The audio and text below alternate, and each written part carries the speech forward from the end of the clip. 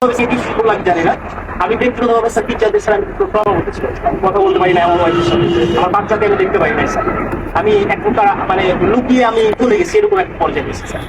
আমাদের এই এই যে অধঃপতন স্যার, বাহিনী হিসেবে যে পরিচয় দিব আমি পুলিশ, এই পরিচয় দিতে স্যার ভয় লাগে, লজ্জা লাগে স্যার। একটা বাহিনীর ফোর্স হয়ে যে আমি নিজে পরিচয় দিব, আমার নিজের লজ্জা লাগে। আমাদের আমি একটা ছোট উদাহরণ দিই স্যার, আমি আসার পর যতটুকু দেখছি, এই যে জাতীয় সংসদ নির্বাচন শেষ যে নির্বাচনটা হয়ে গেছে স্যার, এই নির্বাচনে একক একক যে নির্বাচনটা হয়ে গেছে, পুলিশকে ব্যবহার করে যে নির্বাচনটা হয়ে গেছে, নির্বাচনে সারা বাংলাদেশে এককভাবে মামলা হচ্ছে স্যার।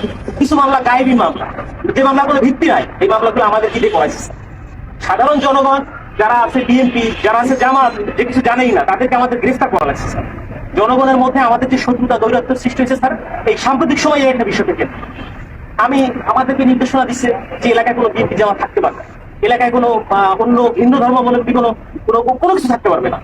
আমার এসপি স্যারকে তো আর মানুষ জানে না যে এটা আমার এসপি স্যারের কমান্ড ছিল, আমার ডিএজি স্যারের কমান্ড ছিল, এটা তো মানুষ জানে না। মানুষ জানে যে এটা আমি একজন সাব ইন্সপেক্টর, আমি এটা করছি। সন্তোষ নামে একজন সাব ইন্সপেক্টরকে মেরে ঝুলাই রাখছিল কি, সাম্প্রতিক সময় যখন প্রথম আন্দোলন শুরু হলো স্যার, সেই আন্দোলনে একটা গাড়ি ভাঙচুর হয়, সেটা সরকারবাদী একটা মামলা হয়, সেই মামলার আয়ু ছিল যাকে স্যার এটা জানেন উপরে অনেক প্যাথেটিক একটা ঘটনা স্যার, আপনারা যে দেখছেন হয়তো স্যার, এখানে আপনাদের বিষয়টাও স্যার এখানে আসছে, আমরা সবাই এটা জানছি। তো এইরকম স্যার অনেক বিষয় আছে স্যার, আমরা কথা বলার কোনো সুযোগ থাকে না। আমরা চাই স্যার এই বাহিনীটাকে স্যার, এই যে রাজনীতিকরণ, এই রাজনীতিকরণ থেকে আমাদের দাবি দেওয়ার প্রধান যে বিষয়টা, সেটা হচ্ছে আমরা এই রাজনীতিকরণের মধ্যে স্যার থাকতে চাই না। আমাদের স্যার এখানে কর্মবিরতি চলমান আছে স্যার, আমরা কর্মবিরতি নিয়েছি সারা বাংলাদেশে একই অবস্থা স্যার। এখানেও স্যার আমরা যখন প্রথম এখানে আসছি, আমাদের ম্যাক্সিমাম সবাই স্যার সিভিল ছিল, ম্যাক্সিমাম সবাই সিভিল ছিলাম, জানি না আমরা অফিসার ইনচার্জ, আমাদের অফিসার আমাদেরকে সবাইকে মানে যেভাবে হোক না কেন, ফোর্সফুলি হোক না যেভাবে হোক, আমাদের বাধ্য করছে। আমি স্যার পোশাক করি, তার মানে স্যার এরা যে আমি চাকরি করবো না। আমি একটা এডুকেটেড পার্সন স্যার, আমি ফিজিক্সে মাস্টার্স করছি ঢাকা কলেজ থেকে। আমিও স্যার এই যে ছাত্র আন্দোলন করছি, আমি পক্ষে। বাট এই পুলিশের সাথে সে প্রত্যেকটা হত্যাকাণ্ডের স্যার বিচার হোক, ছাত্র 200 300 400 500 যা মারা গেছে, এটা বিচার হোক স্যার। আমরা চাই আমাদের যে সকল সিনিয়ররা স্যার কমান্ড করছে, যারা এগুলা করছে, তারা পার পেয়ে গেল কেন, তারা কিভাবে স্যার পার পেল? আমার এই প্রশ্নটা স্যার আমার থেকে যায় স্যার। কেন যারা অন্যায় করলো, যারা আমাদেরকে মানুষের কাছে শত্রু হিসেবে দাঁড় করাই দিল, তারা কেন স্যার পালিয়ে গেল?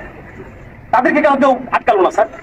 আমরা যারা এই ফিল্ড পর্যায়ে থেকে গেছি, প্রত্যেকটা মানুষের সাথে মিশে গেছি, আমরাই স্যার বিপদগ্রস্ত, আমরা বিপদগ্রস্ত। কিন্তু স্যার দেখেন, বাংলাদেশে এখন পর্যন্ত কতজন পুলিশ মারা গেছে, এই মারার সংখ্যাটা, কতজন মারা গেছে এই সংখ্যাটা আমরা এক্স্যাক্টলি জানি না স্যার। একটা বাহিনী হিসেবে আমরা পরিচয় দিচ্ছি, বাট আমি জানি না যে আমার ফোর্স, আমার অফিসার রাস্তায় পড়ে আছে, কুকুরে লাশ খাচ্ছে স্যার।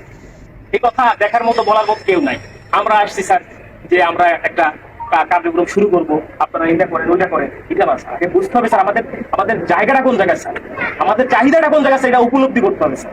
আপনারা আসছেন স্যার, আপনারা এই ক্লান্তি লগ্নে স্যার বাংলাদেশ সেনাবাহিনী আপনারা বাংলাদেশের সাথে ওতপ্রোতভাবে জড়িয়ে আছেন স্যার।